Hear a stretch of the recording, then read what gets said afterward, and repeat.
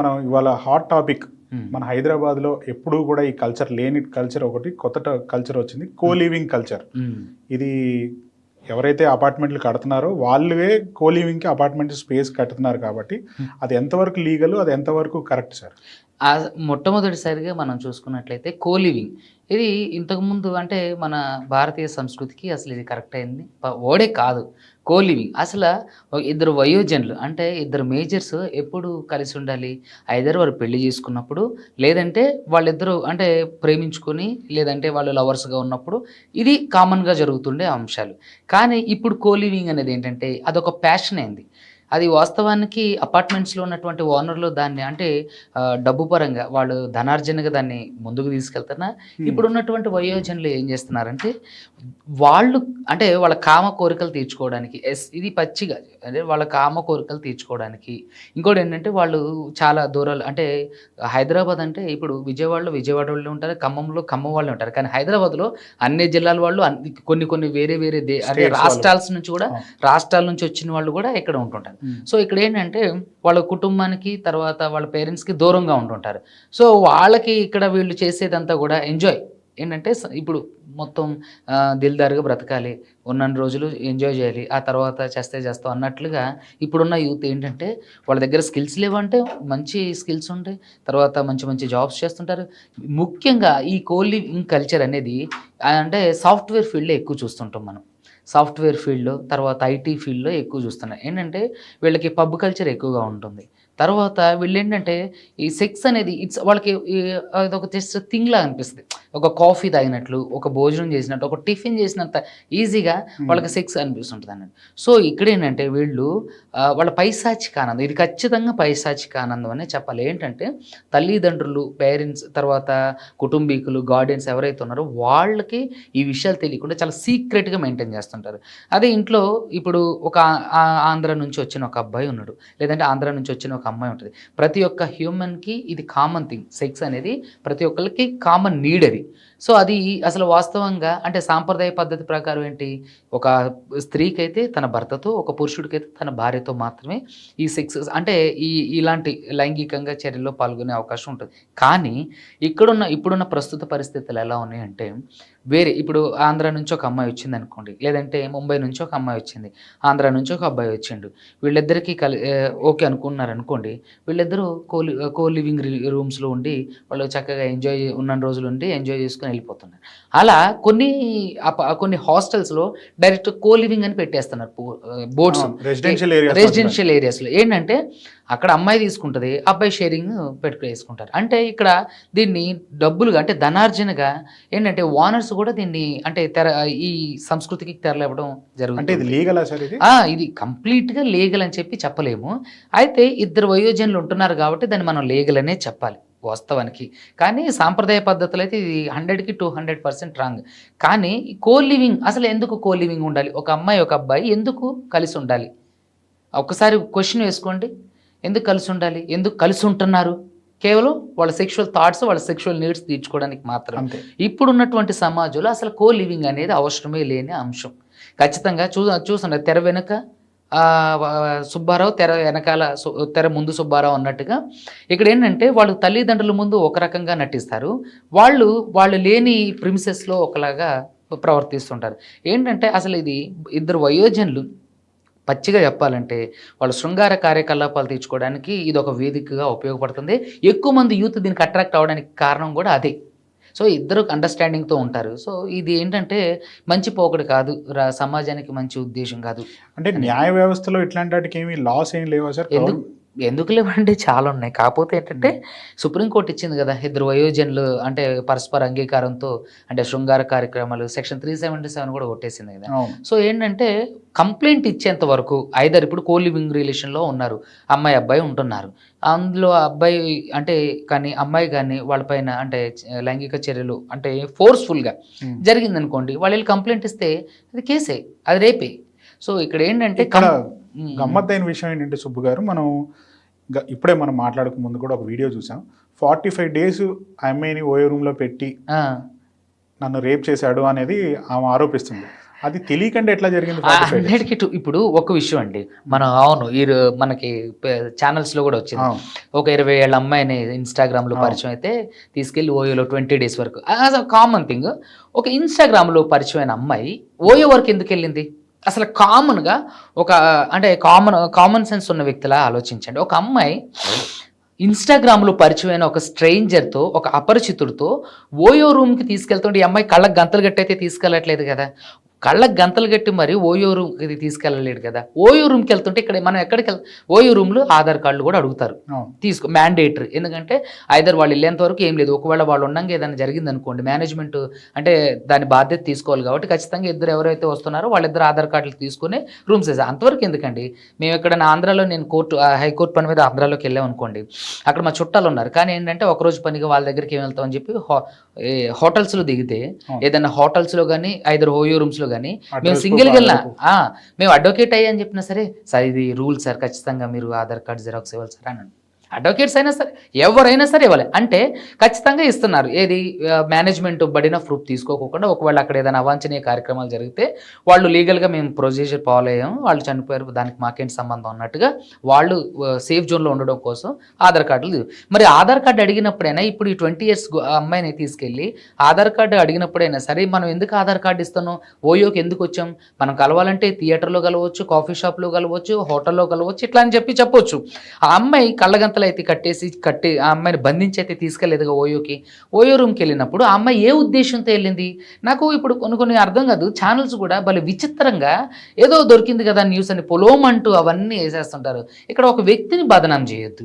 వాళ్ళిద్దరు నాకు తెలిసి వాళ్ళిద్దరు ఆ అమ్మాయి అంగీకారంతోనే ఆ అబ్బాయి తీసుకెళ్ళిండు. ఇంకొక కామన్ థింగ్ ఇందులో నాకు పేరెంట్స్ మిస్సింగ్ కేసు ఎందుకు పెట్టలేదు అది చెప్తున్నా. అదే ఇక్కడ నాకు క్వైట్ స్ట్రేంజ్ కనిపించింది ఏంటంటే, 20 రోజుల వరకు ఓయో రూమ్లో బంధించి నన్ను లైంగికంగా వాడుకోండి అని చెప్పేసి ఆ అమ్మాయి వాళ్ళ పేరెంట్స్కి ఫోన్ చేసి చెప్పింది. 20 రోజులు ఆ అమ్మాయి లేదు అని అంటే, ఫోన్ కాంటాక్ట్ లేదు అంటే, ఒక అమ్మాయి ఫోన్ కాంటాక్ట్ 20 రోజులు అయితే ఖచ్చితంగా పేరెంట్స్ కంగారు పడతారు. ఒకరోజు ఎత్తకపోతేనే గాబరా పడిపోయి వెళ్ళి పోలీస్ కంప్లైంట్ లాంటివి ఇవ్వడం. మరి 20 రోజుల వరకు ఆ అమ్మాయి ఫోన్ చేయలేదు, కాంటాక్ట్లో లేదు అంటే పేరెంట్స్ ఎందుకు మిస్సింగ్ కేసు పెట్టలేదు? ఓకే, అది పక్కకు పెడదాం. 20 రోజులు ఒక అమ్మాయిని తీసుకెళ్ళి ఓయో రూమ్లో పెడితే 20 రోజులు బిల్లు పే చేస్తారు, ఖచ్చితంగా మేనేజ్మెంట్ అడుగుతుంది, ఇన్ని రోజులు మీరు ఎందుకున్నారు? అసలు ఓయో రూమ్ని ఎవరైనా సరే లవర్స్ స్పాట్ అని అంటారు. ఎందుకంటే వాస్తవానికి ఓయో రూమ్స్లో జరిగేవన్నీ కూడా ఆ ఇద్దరు వయోజనుల మధ్య సెక్స్ కార్యకలాపాలే. కేవలం ఓయో యొక్క ముఖ్య ఉద్దేశం స్థాపించింది ఏంటంటే, ఎక్కడైనా దూరం ప్రదేశాలకు వెళ్ళినప్పుడు హోటల్స్ వెతుక్కోవడం కంటే ఆన్లైన్లో ఓయో అంటే రూమ్స్ పెట్టుకొని దాంట్లో స్టే చేసి వెళ్ళడం, ఎగ్జాక్ట్లీ దానికోసం మాత్రమే సృష్టించబడింది. దాది కాస్త ఏమైందంటే, సుప్రీంకోర్టు తర్వాత వయోజనులు ఇద్దరు పరస్పర అంగీకారంతో సెక్షువల్గా పార్టిసిపేట్ చేయొచ్చు అన్న తర్వాత ఇది ఇంకా విపరీతమైంది అన్నట్టు. సో అది వాళ్ళ ఇష్టం, వాళ్ళు గంగలో దూకనివ్వండి, మనకు సంబంధం లేదు. మనం చట్టాన్ని మాట్లాడాలి. సో తీసుకెళ్ళిన తర్వాత లవర్స్ వెళ్తున్నారు, ఎంజాయ్ చేస్తున్నారు, 1 గంట 2 గంటలు ఉంటే మ్యాక్సిమం నైట్ ఒక హాఫ్ డేనే ఉంటారు. తర్వాత 20 రోజుల వరకు ఉంటుంటే మేనేజ్మెంట్ ఖచ్చితంగా నిలదీసి అడుగుతుంది, ఎందుకు మీరు ఇన్ని రోజులు ఉన్నారు, ఏం పని మీద వచ్చారు? మేము అడ్వకేట్సే ఏదైనా దూర ప్రాంతాలకు వెళ్ళి కోర్టు పని మీద వెళ్తేనే సరే ఏం పని మీద వచ్చారు ఇవన్నీ అడుగుతారు, రాసుకుంటారు వాళ్ళు. మరి 20 రోజుల నుంచి ఉంటుంటే 20 రోజుల నుంచి మీరు రూమ్లో ఉండాల్సిన అవసరం ఏందని మేనేజ్మెంట్ నిలదీదా? పోనీ అది పక్కగా పెడదాం. ఈ ఓయో రూమ్లో రోజుకి 1500 ఉంటుంది, లగ్జరియస్ట్గా 1500 2000 ఉంటుంది రోజు కాదు సార్, 12 అవర్స్కే. అదే ఎగ్జాక్ట్లీ అవును, 12 అవర్స్కే ఉంది. మరి 24 అంటే 20 days అంటే 40 days అంటే 40 days అంటే ఒక నెలకు కట్టాలి. ఆ డబ్బులు ఎక్కడి నుంచి తీసుకో? పోనీ వాడు ఉన్నోడే అనుకుందాం, ఆ అబ్బాయి ఎవడైతే ఉండో వాడు ఉన్నోడే అనుకుందాం. ఇక్కడ ఏంటంటే అబ్బాయి మీదే బురద జల్లే ప్రయత్నాలు. ఇక్కడ అబ్బాయి అనేవాడు మంచివాడని మళ్ళీ నేను అనడం లేదు. ఏంటంటే ఇద్దరు కలిసి తప్పు చేసినప్పుడు ఆ బాధ్యత అనేది ఇద్దరి మీదకి వేయాలి, ఆ శిక్ష ఇద్దరికీ వేయాలి. అంతేగాని ఇక అంటే అబ్బాయే తప్పు చేసిండు, అమ్మాయి తప్పు చేయలేదు. అసలు ఈ అబ్బాయి తప్పు చేయడానికి కారణం ఎవరు? అమ్మాయే కదా. ఏమి ఎందుకు వచ్చింది ఓయో రూమ్కి? ఎంకరేజ్ చేసినట్టే కదా. సో కాబట్టి ఇది కావాలని జరిగింది. తర్వాత అమ్మాయి ఏదో జరిగి ఇష్యూస్ జరిగి ఆ అమ్మాయి సేఫ్ జోన్లో అవడం కోసం ఆ అబ్బాయిని నిరీక్షించింది తప్ప, నాకు తెలిసి మోస్ట్లీ రేప్ కేసులు అనేవి జరుగుతున్నాయి. జరగట్లేదు అని అంట్లా, కానీ మోస్ట్లీ రేప్ కేసులు అనేవి ఏంటంటే అంటే అవేర్నెస్ లేక 40 చాలా రోజులు కలిసి ఉన్న వాళ్ళకి రేప్ కేసు పెడతాం అనేది ఆశ్చర్యకరం. ఆశ్చర్యకరం. అది బంధించి మళ్ళీ బంధించి రేపు బంధించి అంటే అసలు ఏంటంటే చేతులు కాళ్ళు కట్టేసి నోట్లో నోరంతా కుక్కేసి, మరి నోట్లో కుక్కేసి నోరు అరవకుండా పెట్టేస్తే తిండి ఎలా ఎలా నువ్వు తిండి ఎలా తింది, వాష్రూమ్స్కి ఇలా స్నానం ఎలా చేసింది, తిండి ఎలా తింది, ఎలా పడుకుంది, ఎలా ఉంది కదా. అది ఇప్పుడు 40 days ఉంటే ఇతను లాక్ చేసి వెళ్ళినప్పుడు ఖచ్చితంగా అరవచ్చు, తలుపు కొట్టవచ్చు, ఏమైనా చేయొచ్చు.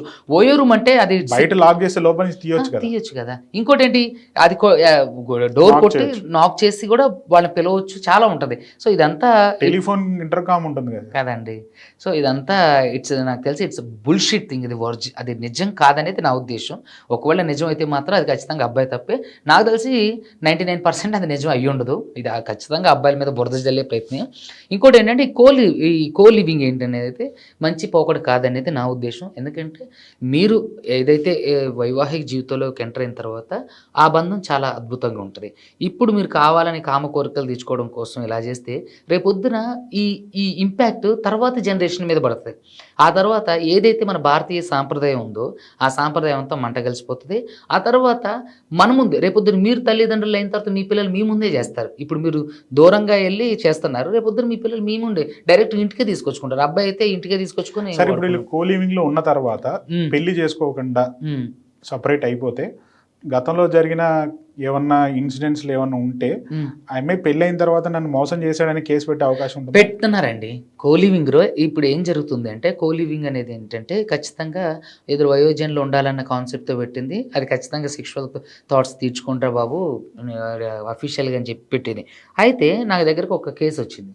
కోలివింగ్లో ఉన్న అమ్మాయి ప్రెగ్నెంట్ అయింది. నా దగ్గర కేసు వచ్చి నన్ను ఆయన ఇట్లా మోసం చేసినంటే బుద్ధి తక్కువదానా, చెప్పుతో కొడతా, నువ్వు అసలు కోలివింగ్లో ఉండాల్సిన అవసరం ఉంది, నువ్వు కోలివింగ్లో ఉన్నావు, ఓకే ఉన్నప్పుడు అతనితో సెక్షువల్గా ఎందుకు పార్టిసిపేట్ చేసి? కోలివింగ్ అతనితో ఉంటుంది, ఫీమేల్ ఫ్రెండ్తోనే ఉండొచ్చు. అదే కదా కోలివింగ్ అంటే ఏంటి, కలిసి ఉండడు. అది ఎవరితోనైనా ఉండొచ్చు, నువ్వు అమ్మాయిలతోనే ఉండు, నువ్వు అబ్బాయితో ఎందుకు అన్నవని నిలదీశా అంటే నేను నీళ్ళు నవ్వుతుంది. ఫస్ట్ నువ్వు తప్పు చేసినావు. నువ్వు కోలివింగ్లో ఒక అబ్బాయితో షేర్ చేసుకోవడం, బెడ్ షేర్ చేసుకోవడం ఏంటి, నువ్వు అసలు రూమ్ షేర్ చేసుకోవడం తప్పు, నువ్వు బెడ్ కూడా షేర్ చేసుకున్నావు. ఇప్పుడు ఆ అబ్బాయి నన్ను మోసం చేసిండు, నా రేప్ కేసు పెట్టాలని చెప్పి నాకు అంటే కాల్ చేసింది అన్నట్టు. యూట్యూబ్లో నా ఇంటర్వ్యూ చూసి కాల్ చేసింది. తిట్టి ఇలాంటి పిచ్చి విషయాలు నా దగ్గర కాదు, నువ్వు ఎక్కడికైనా వెళ్ళి తేల్చుకో అంటే ఆ అమ్మాయి వెళ్ళి పోలీస్ స్టేషన్లో కేసు అయింది. అది పెద్ద న్యూస్లో కూడా వచ్చింది. అయితే నేనేం చేశానంటే ఇది ఇద్దరు పరస్పర అంగీకారంతో జరుగుతున్నప్పుడు ఒకవేళ లీగల్గా రైట్స్ ఖచ్చితంగా ఫీమేల్స్కి ఉంటాయి. ఎందుకంటే ఒక బేస్మెంట్ కింద ఉండి వాళ్ళిద్దరు ఉన్నారంటే లివింగ్ రిలేషన్ కో లివింగ్ అయినా సరే ఓనర్కి ఎట్లాంటి రెస్పాన్సిబిలిటీస్ వాళ్ళు ఏముండవండి. ఎందుకంటే వాడు ముందుగానే వాళ్ళకి చెప్తుండ్రు, ఇట్స్ నాట్ మై రెస్పాన్సిబిలిటీ, మీకు ఇష్టమైతేనే ఉండండి అంటాడు. సో ఇది కూడా ఓనర్స్ అనేవాళ్ళు ఏంటంటే అక్కడ కోలివింగ్లో ఉన్నప్పుడు ఏదైనా ఐదర్ ఫీమేల్కి కానీ మేల్కి కానీ ఏదైనా అవాంఛనీయ సంఘటన జరిగినప్పుడు మాత్రమే ఈ ఓనర్ అనేవాడు లయబుల్ అవుతారు, అంతే తప్ప మిగతా సందర్భాల్లో కాడు. వాళ్ళిద్దరూ ఇష్టపూర్వకంగా వచ్చి వాళ్ళిద్దరు అగ్రిమెంట్స్ ఏమన్నా తీసుకుంటున్నారు? అగ్రిమెంట్ ఉంటుందండి, ఓనర్ ఓనర్ తీసుకోవాలి. అసలు అయితే 1 year అంటే 11 నెలలకి అగ్రిమెంట్ చేసుకోవాలి. చాలా మంది ఏం చేస్తున్నారంటే 11 నెలలు అగ్రిమెంట్ చేసుకుంటే 3 నెలల అడ్వాన్స్ 2 నెలల అడ్వాన్స్ ఇవ్వాలి. తర్వాత 1 year అంటే 11 నెలల వరకు కూడా ఆ అగ్రిమెంట్ బ్రేక్ చేయకూడదు. కలిసి ఉండాలి 11 నెలలు కలిసి ఉండాలి. అలాంటప్పుడు ఏం చేస్తున్నారు ఓనర్స్ కూడా అగ్రిమెంట్స్ తీసుకోవట్లేదు. ఇప్పుడు చాలా ఏ హాస్టల్లో తీసుకున్నా ఏ రూమ్స్లో తీసుకున్నా మోస్ట్లీ ఫ్యామిలీస్కి కూడా అగ్రిమెంట్స్ చేయట్లేదు, చాలా తక్కువ. ఏదైనా బ్యాంక్ స్టేట్మెంట్కో లేదంటే అంటే బ్యాంక్ లోన్స్కో లేదంటే ఏదైనా రెసిడెన్షియల్ ప్రూఫ్ కోసం మాత్రమే అగ్రిమెంట్స్ వాడుకుంటున్నారు తప్ప అసలు చాలా మంది రూమ్స్లో ఉంటే అగ్రిమెంట్స్ తీసుకోవడం లేదు. సో వీళ్ళు ఓనర్లకు అది అలుసు, అది అనువుగా ఉంటుంది అన్నట్టు. సో అలా అనువుగా ఉన్నప్పుడు ఏంటంటే ఆ ఓనర్స్ ఖచ్చితంగా ఆ రూమ్లో పెట్టుకొని 2 నెలలు 3 నెలలు ఉంటారు. వాళ్ళ సెక్షువల్ నీడ్స్ తీర్చుకుంటారు, మళ్ళీ వేరే దగ్గరికి వెళ్తారు. ఇట్లా ఉండటం వల్ల ఏంటంటే ఎక్కువగా హెచ్ఐవి వ్యాపించే అవకాశాలు, హెపటైటిస్ BC వ్యాపించే అవకాశాలు, తర్వాత సిఫిలిస్ వ్యాపించే అవకాశాలు, తర్వాత సుఖవ్యాధులు గనీరియా లాంటి చాలా రకాల వ్యాధులు వస్తున్నాయి. ఇప్పుడు మీరు చూసుకున్నట్లయితే ప్రపంచ ఆరోగ్య సంస్థ రిలీజ్ చేసినటువంటి సూచికలో ఎయిడ్స్ ద్వారా ప్రతి సంవత్సరం lakhsలో చనిపోతున్నారు భారతదేశంలో. చాలామంది lakhsలో ఆ వైరస్ ఇన్ఫెక్ట్ వల్ల బాధింపబడుతున్నారు. సో వీళ్ళు ఏంటంటే వయసులో చేసే ఈ కార్యక్రమాల ద్వారా వాళ్ళు అంటే అది అనుభవించడమే కాకుండా చాలామందికి అంటే అదొక శాపంగా మార్చేస్తున్నారు. ఇప్పుడు కోలివింగ్‌లో చాలా వరకు ఏంటంటే, ఒక పార్ట్నర్ ద్వారా ఒకళ్ళకి ఎయిడ్స్ వచ్చిందనుకోండి, నాకు ఎయిడ్స్ ఆడి ద్వారా వచ్చింది కానీ నేను వేరే వాళ్ళకి అంటిస్తా అని చెప్పి వీళ్ళే ఎయిడ్స్‌ని అంటిస్తున్నారు. సో, కాబట్టి దయచేసి సైకోయిజం అంటారు. ఎగ్జాక్ట్‌లీ. దాన్ని ఇక కరెక్ట్ పదం కోలివింగ్ అనకూడదు, దీన్ని సైకో లివింగ్ అనాలి ఖచ్చితంగా. ఎందుకంటే కోలివింగ్‌లో ఉండే వాళ్ళందరూ కూడా ఖచ్చితంగా కామాంధులే.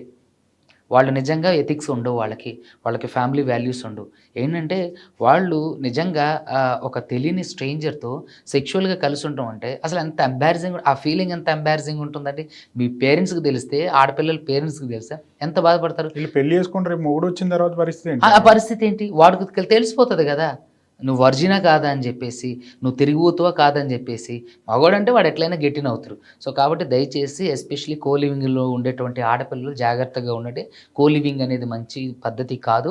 కో లివింగ్‌లో ఉండడం ద్వారా హెచ్ఐవి లాంటి, తర్వాత భయంకరమైనటువంటి ఎయిడ్స్ వ్యాధి లాంటివి, తర్వాత అదేవిధంగా హెపటైటిస్ బీసీలు, తర్వాత సిఫిలిస్ ఇలాంటి రకరకాల భయంకరమైన వ్యాధులు ప్రబలుతున్నాయి. దయచేసి మీ జీవితాన్ని అంధకారంలో పెట్టుకోవద్దు. ఎస్పెషల్లీ యువత, అందులోనూ ఐటీ రంగంలో ఉన్నటువంటి వాళ్ళకి, అదేవిధంగా సాఫ్ట్‌వేర్ రంగంలో ఉన్నటువంటి యూత్‌కి మేము చెప్పేది ఏంటంటే, కో లివింగ్ అనేది మంచి పద్ధతి కాదు.